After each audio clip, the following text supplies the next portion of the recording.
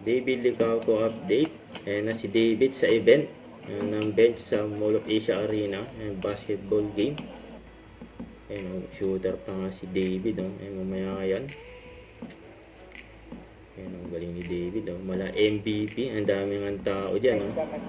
Ayan yung mga kasama ni David. Kasama rin niya dyan yung BFF niya, si Justin Yu. Team Eat Showtime. Ayan, mamaya yan. Tapos ito pa, yan, yung mall show ni David dyan sa Angeles City, Pampanga. Saka yung bagong kotse ni David. Yan, congrats kay David. Yan, mula ng blessing. Yan, deserve niya yung bagong kotse, siyempre. Yan, napasaya niya si nanay, dinala niya sa stage. Yan, during mall show.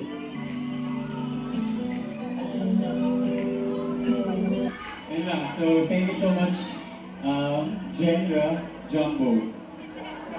Genra Grand Mall. Genra Grand Mall. And thank you pala kay Lola.